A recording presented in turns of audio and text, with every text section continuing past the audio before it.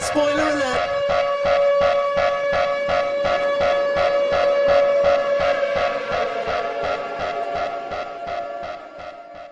Welcome to Spoiler Alert. I'm Ryan. And I'm Dustin, I think.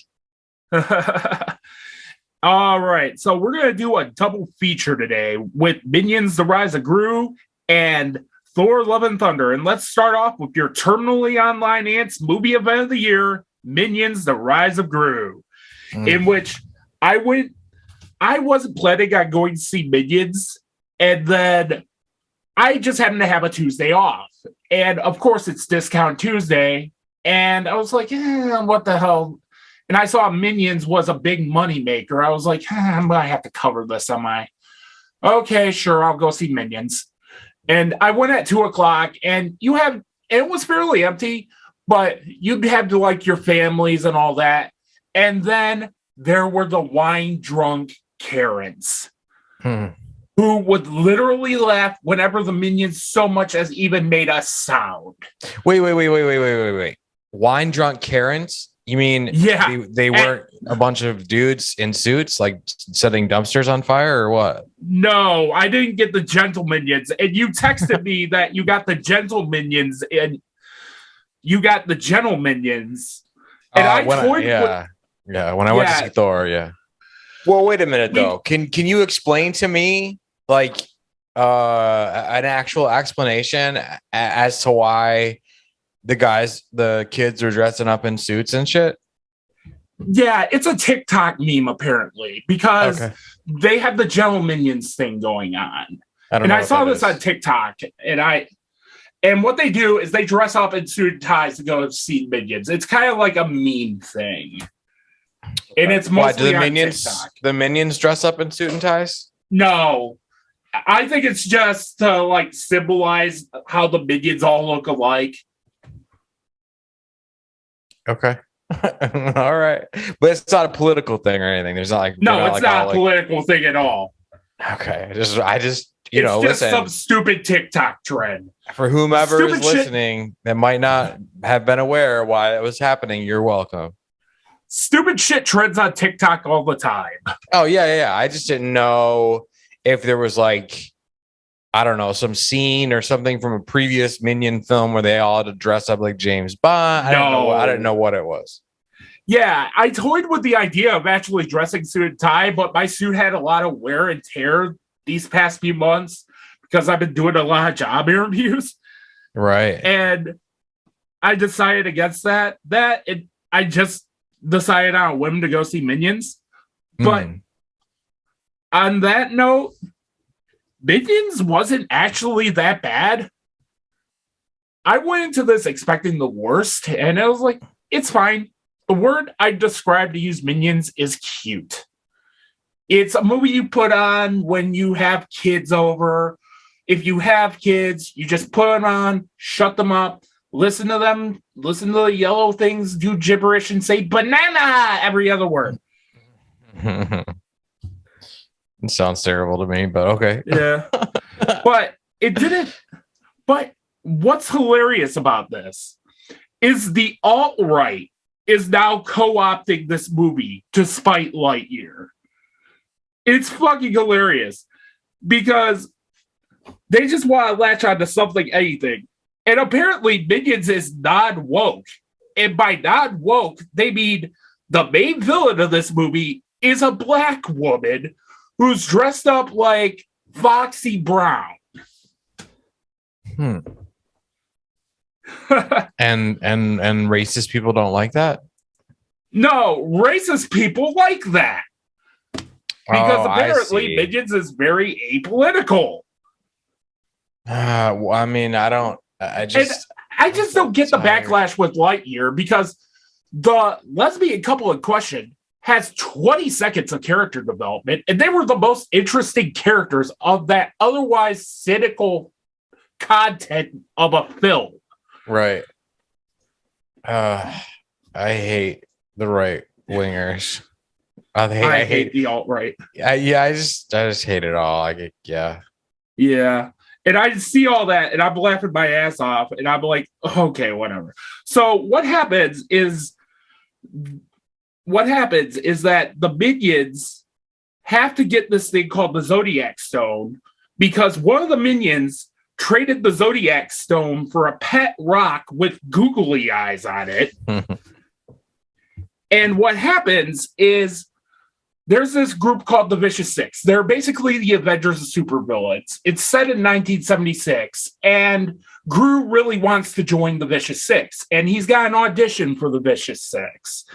And it doesn't go well, but he also gets this device, which is like this slime hand gun, in which he's able to steal the Zodiac Stone, which is the MacGuffin of this film.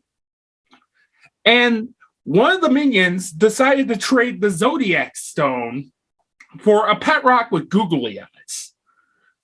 And the minions have got to get this back because now the leader of the Vicious Six wants him gone.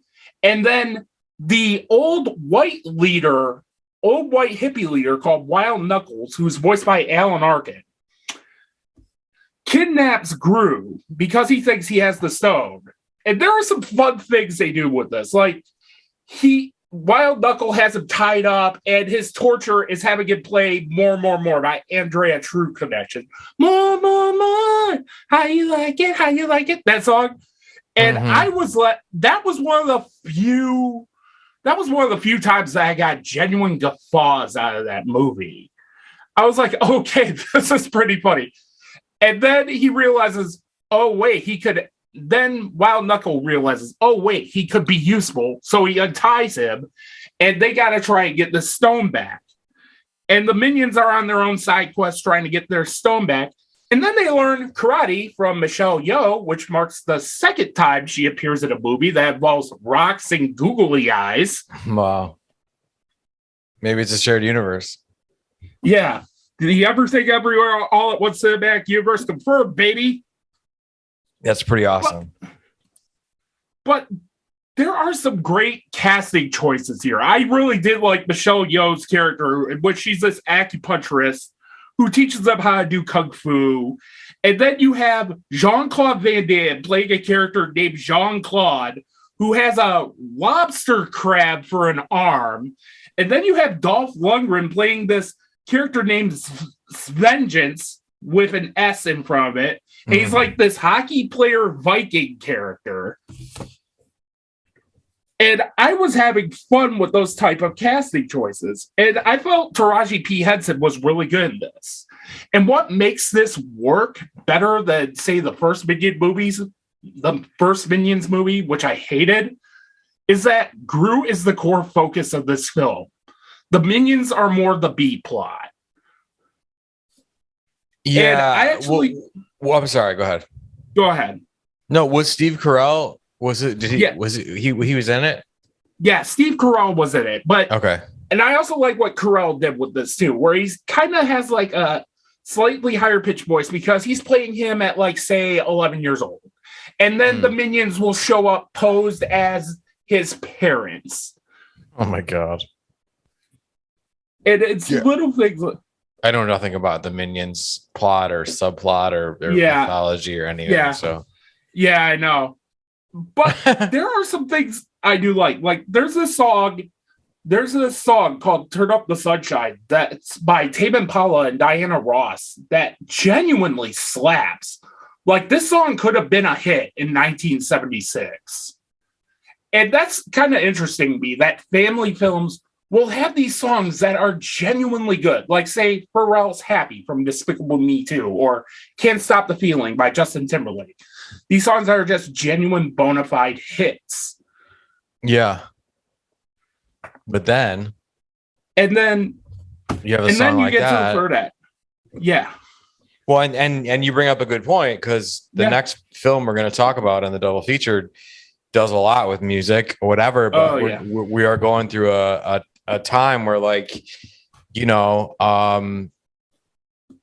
Kate Bush thing on Stranger Things is humongous. What's another song that just Master of Puppets from Stranger Things as well? Exactly, right. And then you've also got stuff like, every time James Gunn, he used the actually the Russo brothers used the Spinners Rubber Band Man in Infinity War. And I think that charted, right? So I think. We're in a really interesting time where the more obscure stuff that maybe wasn't a number, a top fucking 100 hit or top 50 hit or top 10 has the potential to come back and nail it. Exactly. And that's what Minions The Rise of Gru does well. Like, the best scenes of this movie all involve music in some way. Like, the main title is Minions Bang Bang. The song Bang Bang, I shot you down, bang bang. And I was like, okay, this is kind of funny. I kind of like this. And it's made up like a James Bond title. And then Gru decides to fire the Minions because the Minions traded the Zodiac Stone for the pet rock. And then there's this big DJ party. They're playing stuff like Celebrate Good Times, come on. Like, kind of music like that. Right. And then when they get fired, he plays, the Minion that's DJing is playing Goodbye to Love by the Carpenters. It's ridiculous. And then there's the third act in which the Minions face off against the Vicious Six. They were able to find the Zodiac Stone from this random biker they went to. He just straight up gives it to him. That's like one of the main issues. Things just kind of happen for plot convenience. Like, the biker just straight up gives it to the Minion. Nice. And then Taraji P. Henson's character takes the Zodiac Stone from the Minions. And then the Vicious Six all turns into big giant dragons. And then she's like, oh, we'll make this a fair fight. And then they turn them into barnyard animals because they really want that Minions toy sale to happen. That's one thing you can't knock about Illumination Entertainment is they know how to fucking market. Like, at Franklin Park Mall, when you walk in, there is a fully operational foosball table right there where you and somebody else could sit there and play foosball before your movie comes. Is it free? Yeah. Oh, wow. That's what kind of fascinates me. And then the end of the film, the Minions learn how to focus their chi and defeat the Vicious Six. And they get the Soul Stone back. And then Gru goes to the record store. Gru goes to this record store where his inventor, played by Russell Brand in the first two movies, and then he recruits him to do all the gadgets. That's the post-credits scene. But I give it a 3 out of 5. It's not something I'd repeat, watch, or necessarily buy, but if I have the nephews over, I'll throw it on. Because there are things I do like about this movie. And there really isn't much to talk about with Minions, The Rise of Gru. It's Minions.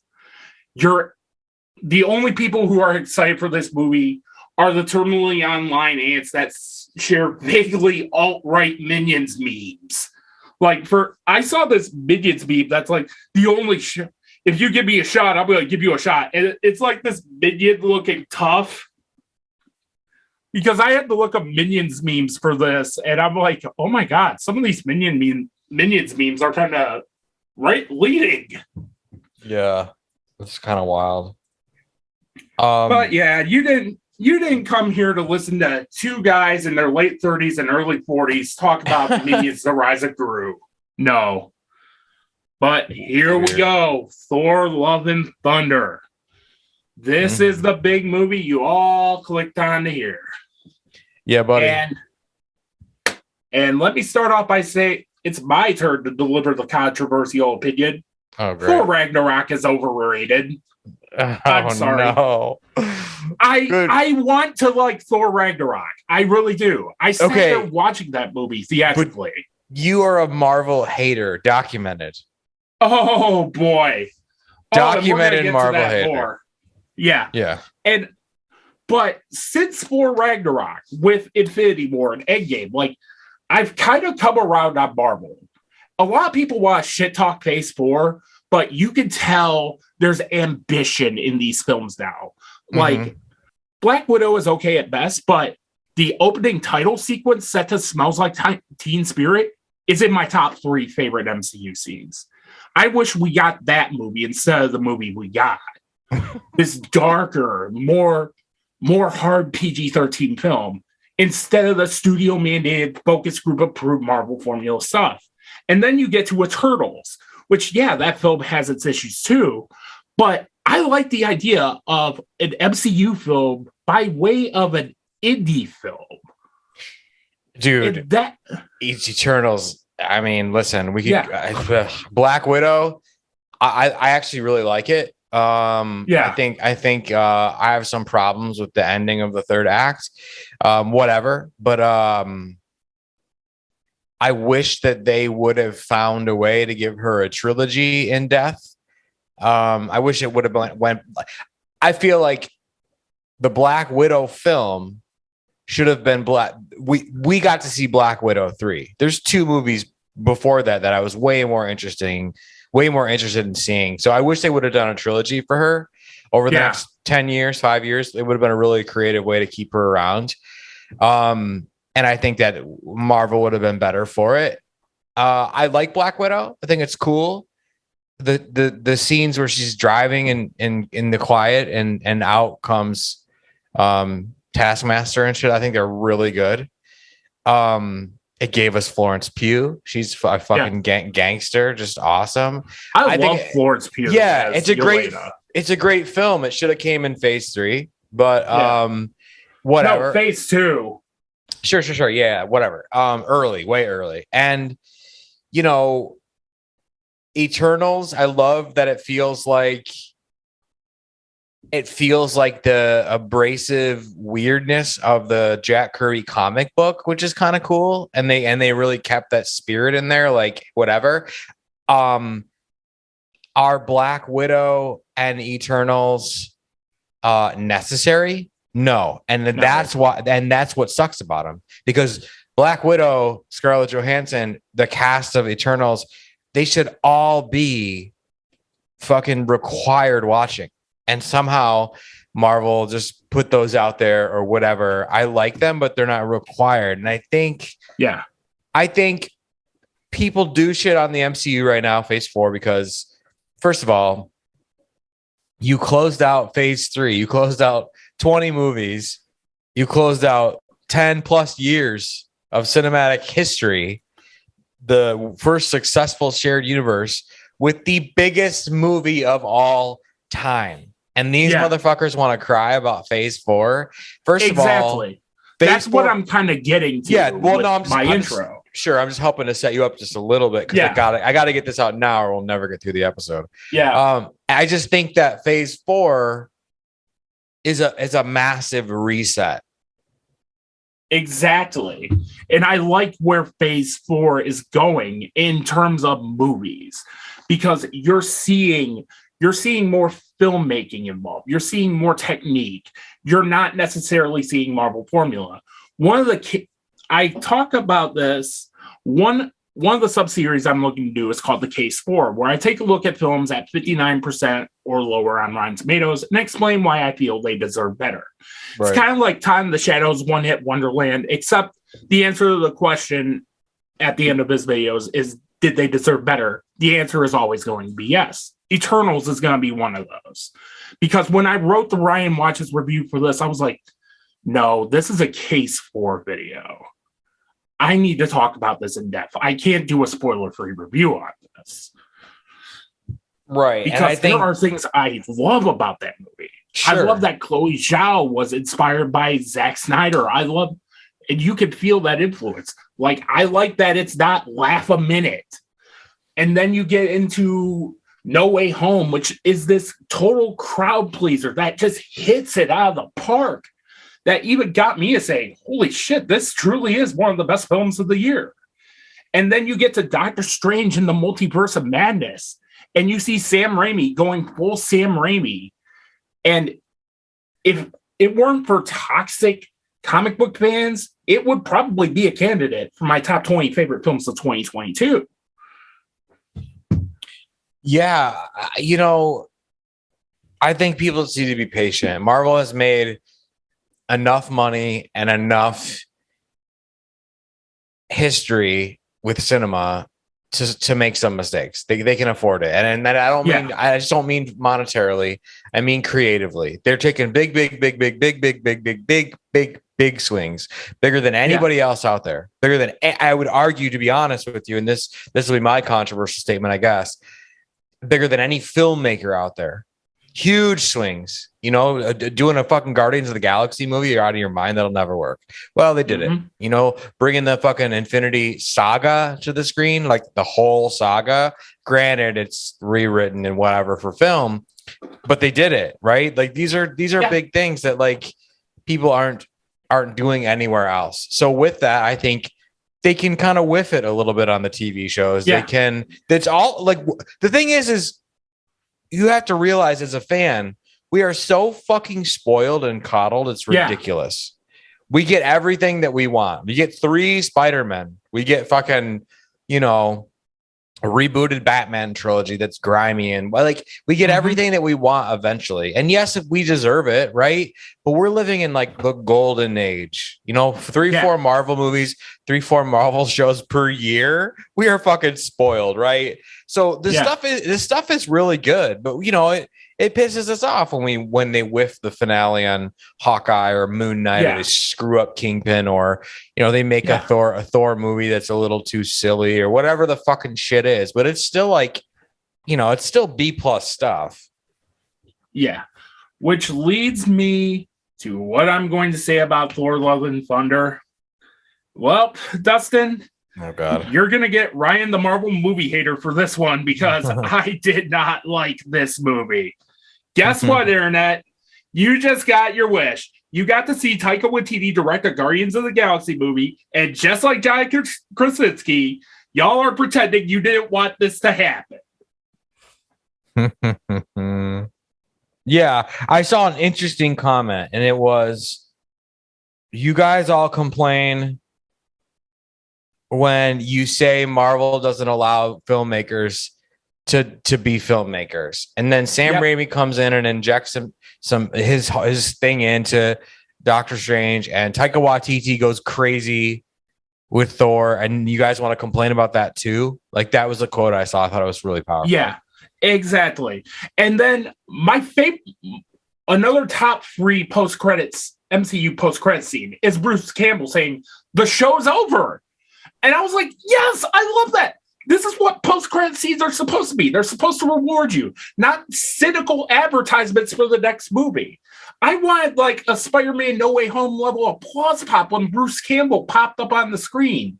Because if you're a film lover like I am, and you are, you should have been like cheering like it was No Way Home when Bruce Campbell shows up at the post-credit scene of Doctor Strange in the Multiverse of Madness, saying the show's over. Because I thought that was a great note to end on. I thought it was Bruce Campbell get the Bruce last word. Yeah, I would have liked a more serious thing with him, but I'm glad he was him. Yeah. And that's the kind of Marvel stuff I like. But Thor: Love and Thunder, Taika Waititi doubles down for me on his worst impulses on Ragnarok. Because when the series, like in Ragnarok, when you get the more serious stuff, like Hela destroying things, that looks cool. Or the visual aesthetic of it, like that looks cool. Like, I'll still stand firm that the one funny scene in that movie is when Chris Hemsworth as Thor is getting his hair cut by Stan Lee. That's funny. But it's such a jarring tone. It doesn't know how to balance tone. Like, it'll go from introducing Searcher, and then you have Chris Hemsworth cracking jokes, and then it's like, oh, what's that? I'm just coming around now. I'm like, yeah. Here you go. Starting off with this good scene, and then good opening scene with Searcher, voiced by Clancy Brown. And then you have Thor just going, oh, you miss me, and stuff like that. It's been like a few years since I last said, so I'm loosely paraphrasing. And then you do, but with Thor: Love and Thunder, it just, I was not having any of this. Like, I wouldn't call it like Jurassic World Dominion music or Home Sweet Home Alone bad, but it was pretty close. But I've come to realize something. Taika Waititi is who toxic Snyder fans think James Gunn is. Humor for the sake of humor. Can't let a moment be serious. It always has to be laugh a minute. I mean, dude, listen. Yeah. I don't disagree with some of your points at all.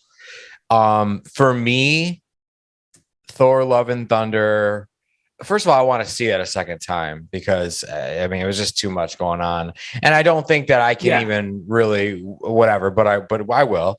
For me, this film, I had a good time with it, right? I went to the theater. I went in, I really enjoyed myself for 2 hours. I walked out smiling, kind of giggling and shit. And like, I liked it. The things that I would sort of point out that I thought it could do better on was a tiny bit more meat and meaning with the Guardians, a tiny bit more evil with Christian Bale, and probably a little more or a little less of the I'm an idiot Thor. You know what I mean? And these are the exact things I'm going to hit on. You and I are kind of on the same page.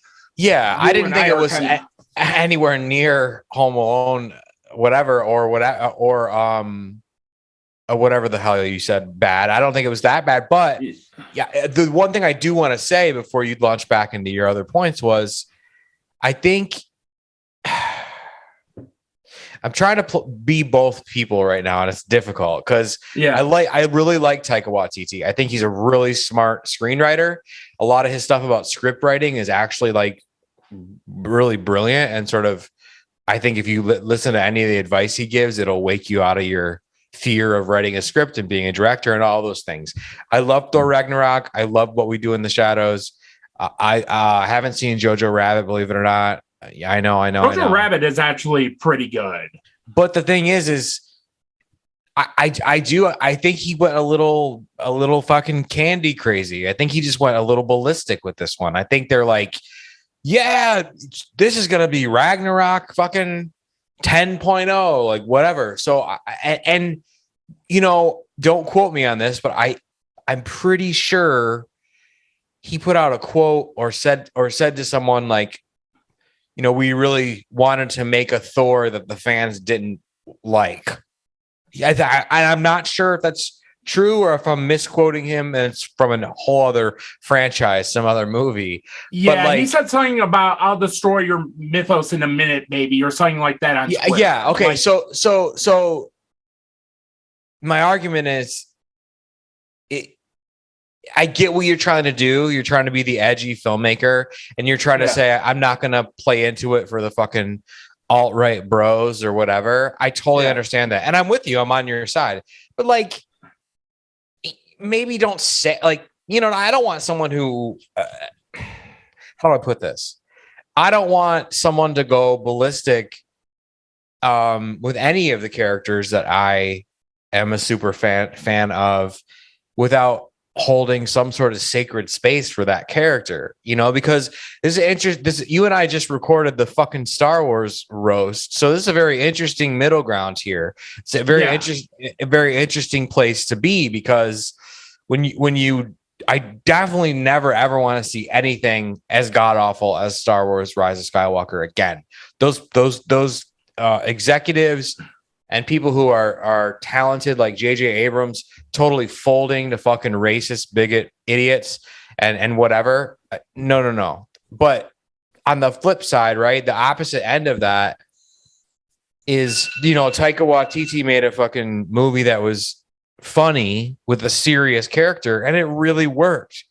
But he came back to that same character and went kind of like overboard, I would argue, right? And sort of he was some high on his own supply. Exactly. And some of his quotes saying like, I'll destroy your, it doesn't, when you, it was a good movie. I had fun with it, whatever. But tonally, you're right. There is something off with it. There's probably a little bit too much silliness in it. And I think when you make comments like that, and the movie is sort of over the top a little bit, there's a problem.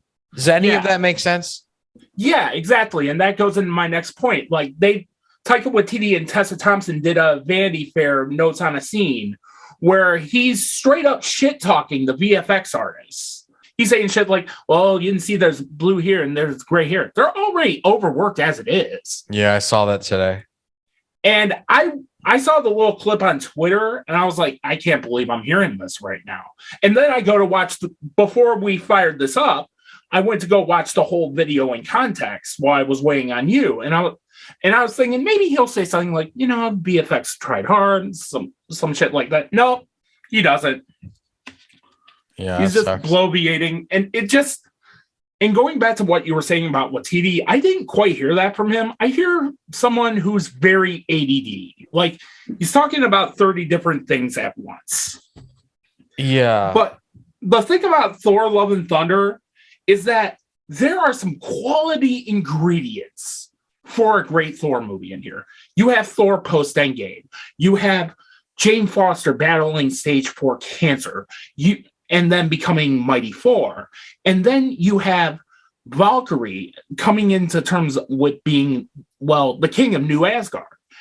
And you have all these great ingredients, but it's being prepared in a kitchen on kitchen nightmares. This needed a Daniels or a David Leitch or a Lorraine Scafarian or hell, even Greta Gerwig.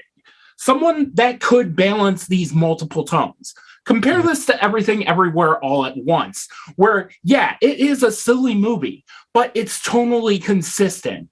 I never once felt like I was watching 5 different movies in one scene.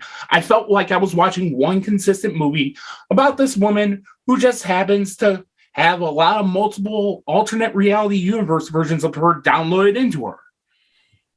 Yeah. Yeah, I mean, listen, dude, and I'll take it further. Here's the quote from Taika Waititi.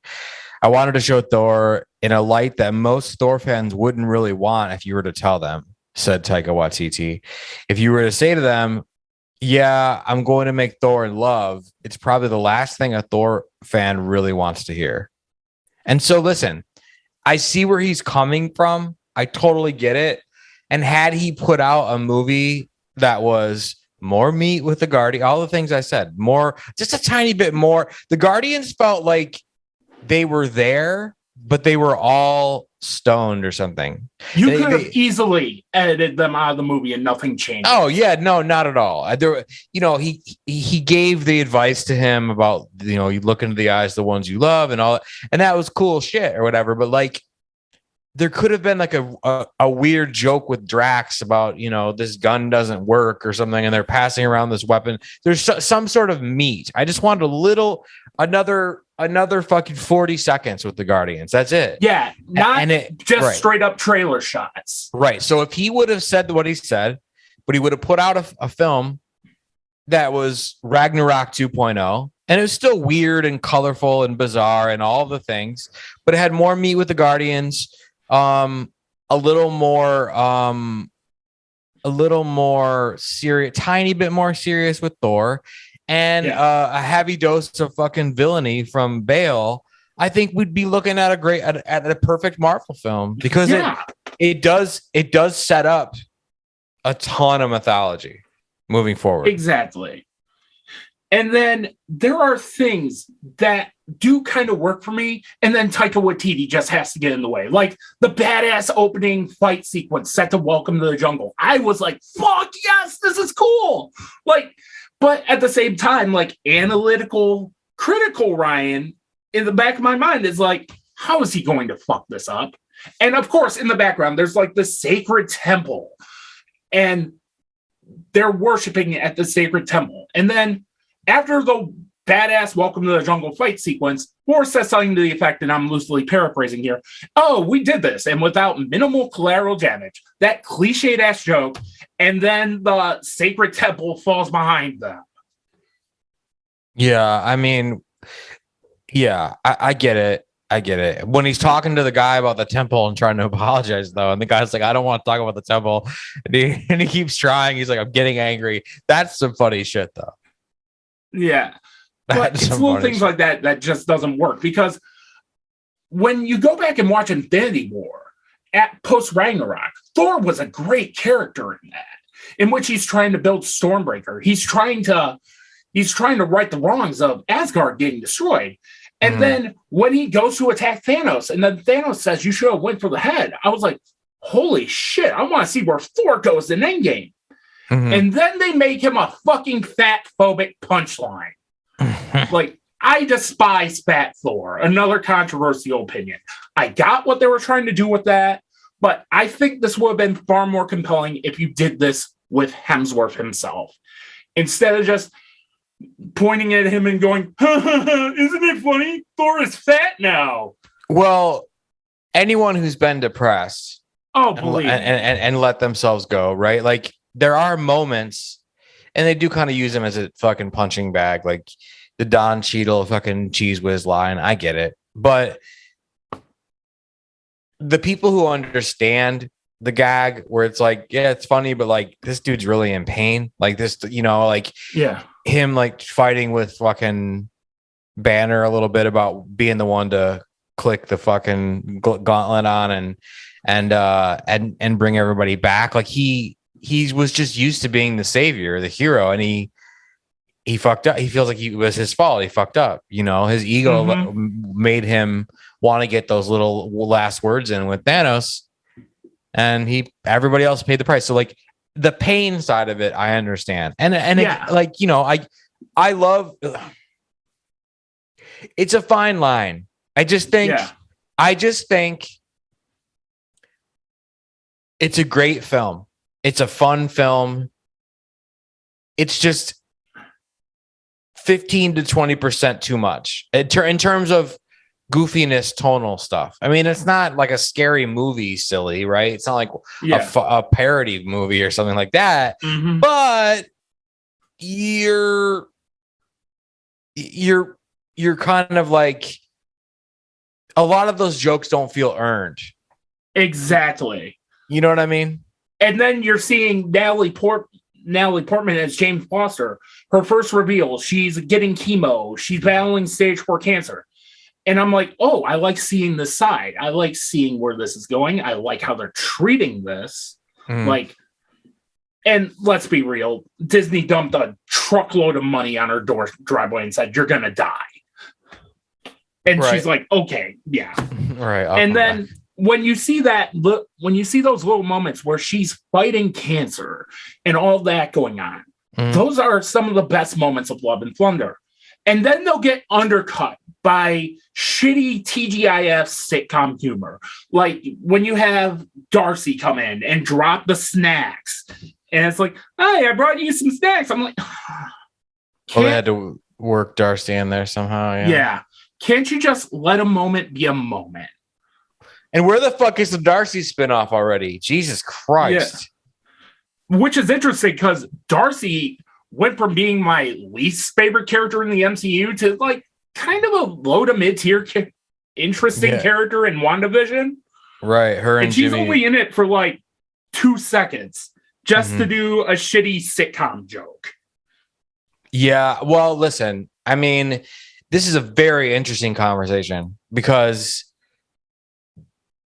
Thor came in at 143 million and half of the internet, not half, like a third of the internet's like, oh my God. Should Marvel be worried? Marvel should be worried because estimates had it anywhere from 140 to 160. Came in on the low end.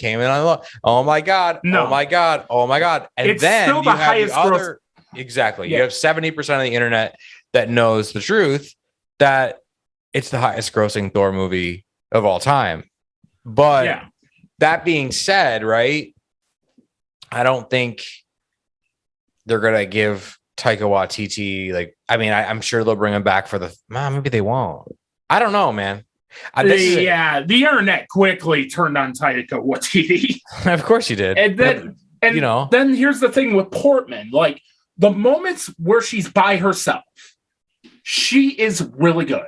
But when she's with Thor, there is zero chemistry between them. Let me put it to you like this. Valkyrie and the featured extra, she kisses the hand up, had more white-hot sexual chemistry in those 5 seconds than Chris Hemsworth and Natalie Portman did in the course of 10 years. I mean, dude, now you did it, because now I got to talk about Valkyrie, okay? Yeah, I love Valkyrie in this movie. Valkyrie is my VIP. So, like, yeah, everything Valkyrie. Just her power, her strength, her confidence. Yeah. And dude, Tessa Thompson's a fucking beast. Like, yeah, she can do anything. I can't wait to see what she does in 5 years. Valkyrie was my MVP in this movie. She was the coolest character, the most interesting character in the movie. Yep. Like, she would be in New Asgard fighting in her Phantom of the Opera jammies. And I just gotta say it, being a guy, she has pretty good taste in women. Yeah, I mean, she just had that.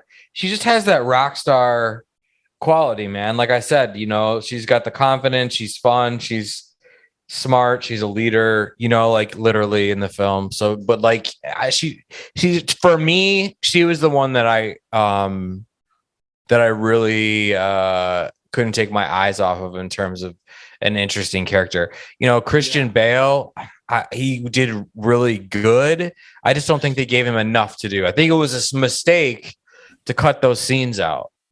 Yeah, Christian Bale is acting like he's in the version of this movie that's directed by Daniels or David Leitch.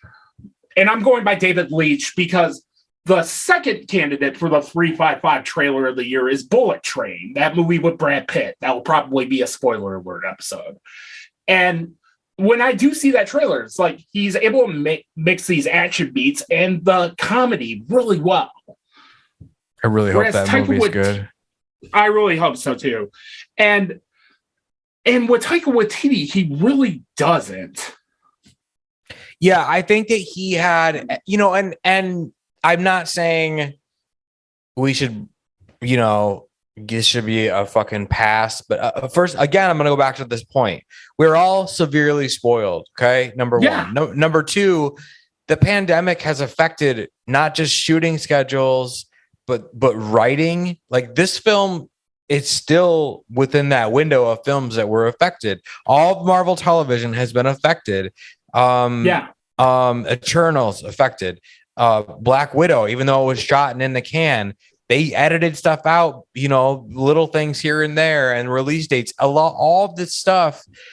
I think a lot of quality checks.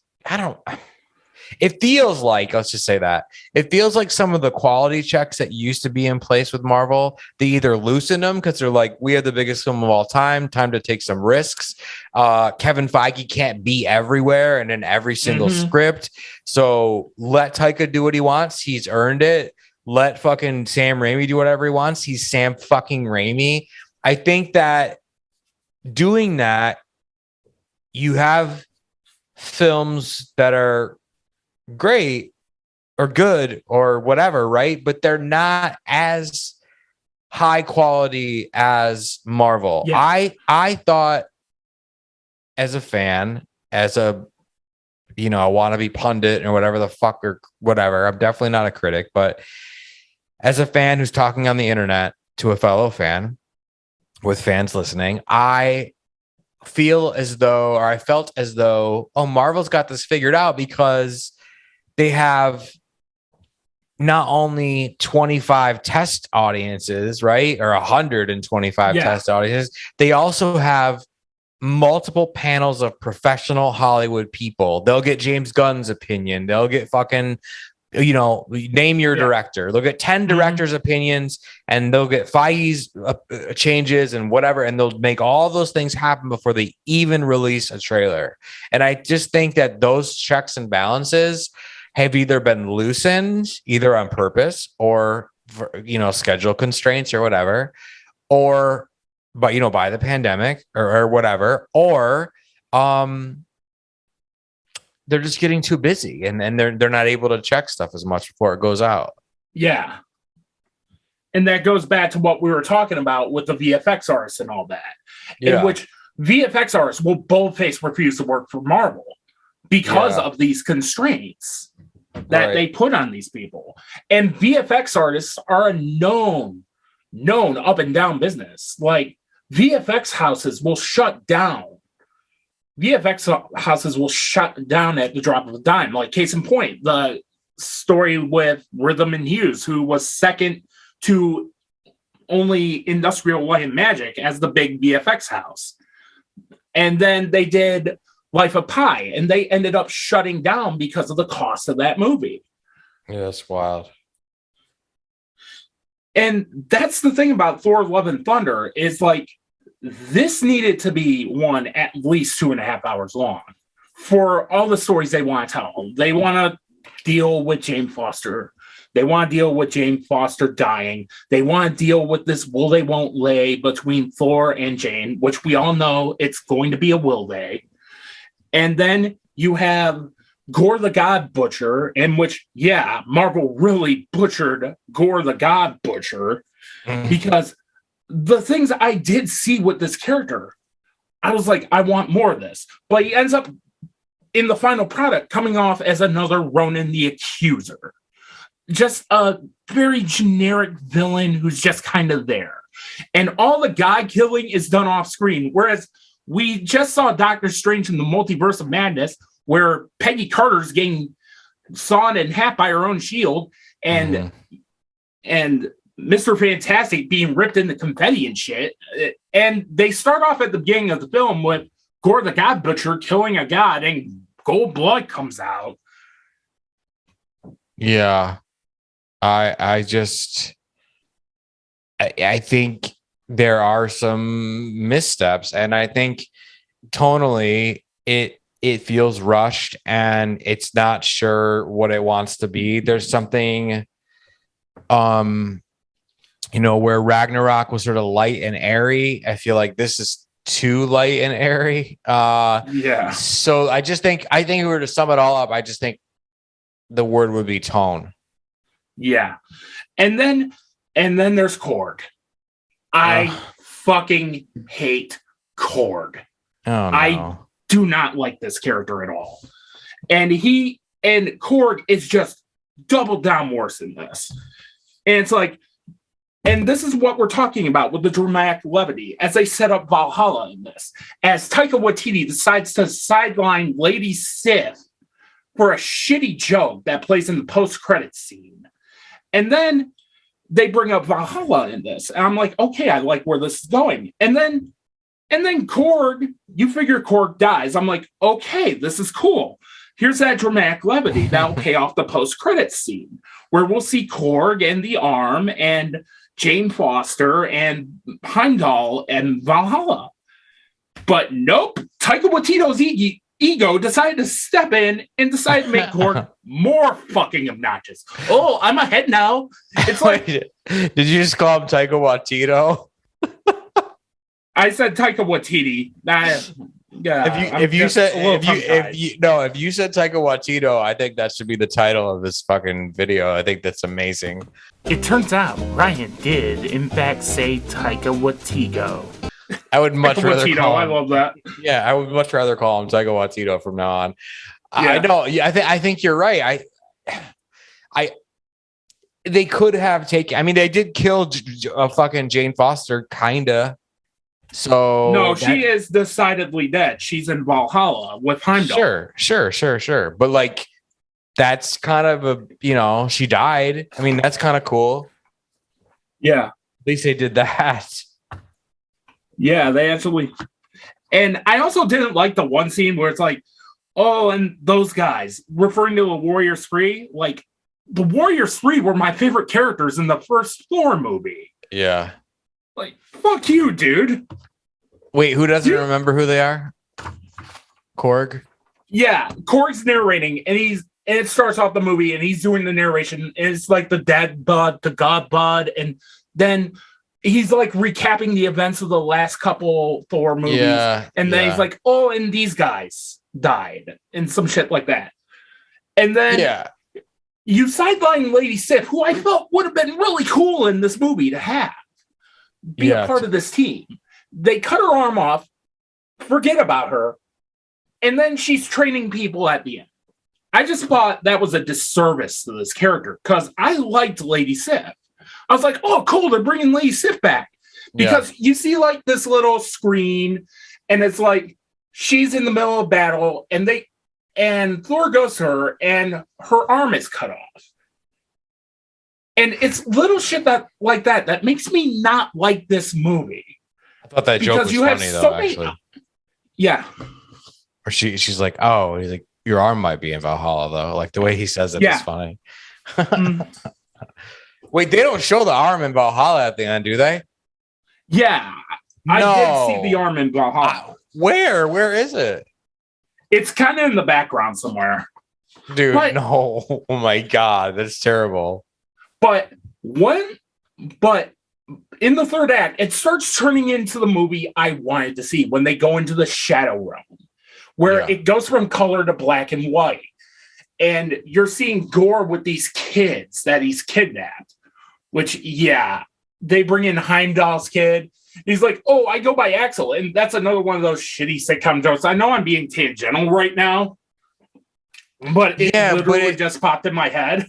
You're right, though, because we were talking about the music before, right? Yeah. Like the reason why Ragnarok will go down and in history, I think, and the reason why he got that film is because of that is a well-cut trailer, and that's not just the trailer, but the use of that song. Right? It goes back to what we were saying, like the music, like this film being, the 80s sort of. I appreciate what it's trying to do. Yeah. But it feels the use of Guns N' Roses stuff, it just feels really forced. Exactly. The only time it worked for me was the opening scene with Welcome to the Jungle. And then it just feels like you're doing needle drops for the sake of needle drops. And then you have this one joke then you have Valkyrie pulling out her weapons and all that. And then Natalie Portman goes, is that a grenade? And Valkyrie goes, no, it's a personal speaker. And then the song Family Affair by Mary J. Blige plays, just to have a needle drop. That was I don't like cynical needle drops. I mean, had he picked like Jesus, I don't even know who in that same like 80, like I don't know, someone that was instead of Guns N' Roses, that felt really shoehorned, sort of contrived to me. So I feel like had he picked someone that was picked some music that was a band that was like, oh, I forgot about them, kind of a thing, I think it would have worked a lot better. But that kind of like Triumph, or hell, maybe even Sabbath era Dio, or hell, Dio himself, like. I could see a fight scene to the last in line. Sure. And actually, I think they did. Come think that I think they did play Dio in the credits. Rainbow in the Dark, I believe. It sounds like that would fit. Yeah, but again, it goes back. And the Shadow Realm scene was cool and all that. And that's where it starts to become this interesting movie. And then you get to the end. You get to the end where Jane Foster does die in battle. And Thor is right by her side. And Hemsworth and Portman finally find some chemistry together. And that scene works. And then what she's basically doing is she ends up leaving the hospital because she can't stand being in battle. Like, she's sacrificing herself to save Thor. That's really interesting because it's revealed that Mjolnir is killing her. Yeah. And if you focused on more stuff like that and focused on the ingredients that do work with this film, this would have been a god tier Marvel film. Right. But go ahead. No. I was just thinking, like in my head, it's just, we can sit here all day and say they should use this song instead of that song and and we can do that or whatever. But it's like, I think again, the main pieces of this are really the tone that the tone that it strikes too much. He definitely overplays the fucking pedal on the organ on this one. Yeah. Not And to a point where it can't be redeemed, right? Because yeah. Okay, this is my first thought when I saw the trailer for Love and Thunder. I thought, oh wow, that looks really good. And then I'm like, wait a minute. Is this too corny? Because that's like kind of corny. Then I watched the trailer again, all worried. You know what I mean, right? Yeah. And I'm like, this is kind of walking the line. So the whole movie, I'm like, okay, we're walking the line, and it never goes over the line. It never jumps the shark, but it definitely rides the goat. You know? Yeah. Speaking of goats, God, I fucking hate those yaks. You're welcome for the fucking transition. Exactly.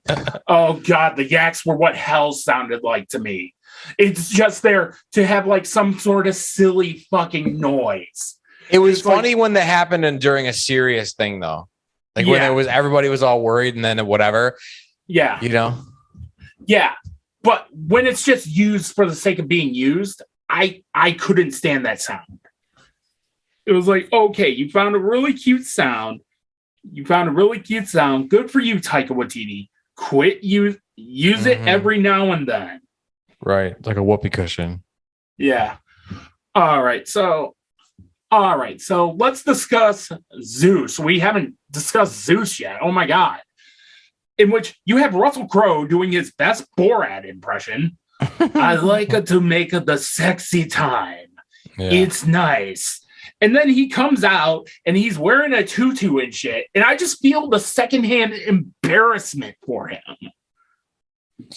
Yeah. I mean, I laughed at that. I thought it was kind of funny because he was just a fucking bloated idiot. You know what I mean? Yeah. Or whatever.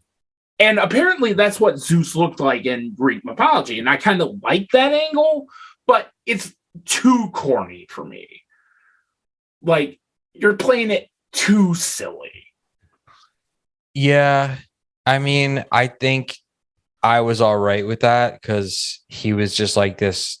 He sort of, to me, represented like sort of where our politicians are now, and in reality, we're just these fucking idiots that don't care about anything but the orgy kind of shit. Exactly. But you're right. For some people, that was probably too much, and it probably, so. I think that they need to tone some of the stuff down and still make jokes and be silly, but I definitely think they need to, and this sounds weird saying this, but they need to do something different with Thor. I mean, I don't know what that means. Yeah. Where they were taking Thor in Infinity War was where I wanted to see Thor go. And they just reverted him back to Bro Thor. And I don't like Bro Thor. Yeah, I mean he's got a kid running around and he's taken care of now, so that's apparently Chris Hemsworth's daughter in real life. Yeah, and then that gets to the mid-credit scene in which Zeus introduces Hercules, who's played by Roy Kent from the guy who plays Roy Kent in Ted Lasso, and I'm like, add that to the list of writers and filmmakers I want to see do this, because Ted Lasso is a really good show. He helped create Ted Lasso. He writes some of the episodes of Ted Lasso. He directs some of those episodes. And those shows strike a great balance. And that show strikes a really great balance of comedy and drama. It's Scrubs, but it's set in the soccer world. Mm-hmm. And I love that show because it'll do some really genuinely gut-wrenching, awesome, dramatic moments. Like they're at a funeral and the love interest, I can't think of her name right at the top of my head, of Ted Lasso. She's the blonde woman. Hannah, she's played by Hannah Wattingham. And she starts singing Never Gonna Give You Up. And then the whole church erupts in song. That is such a cool moment. Such a cool, genuine, tear-jerking moment for this character. Yeah.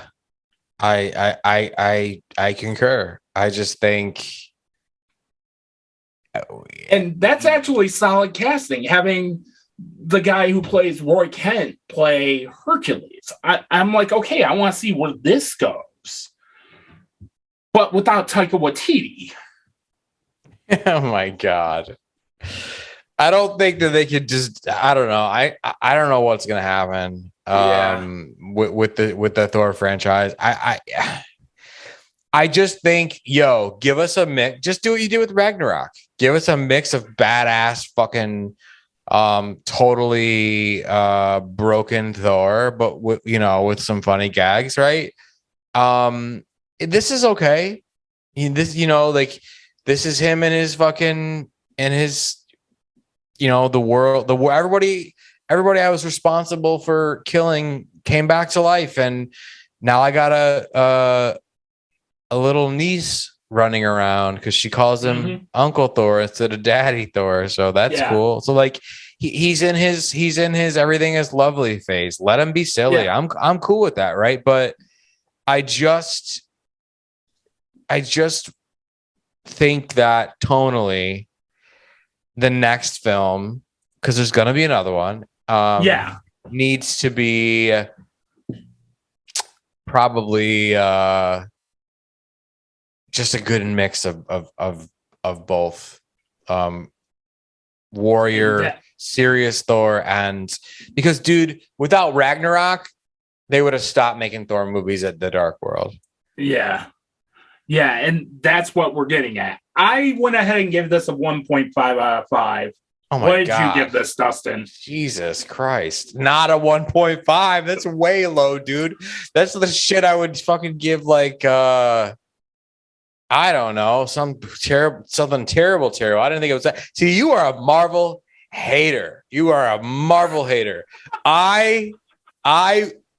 gonna double your score and give this a 3 out of 5. Okay.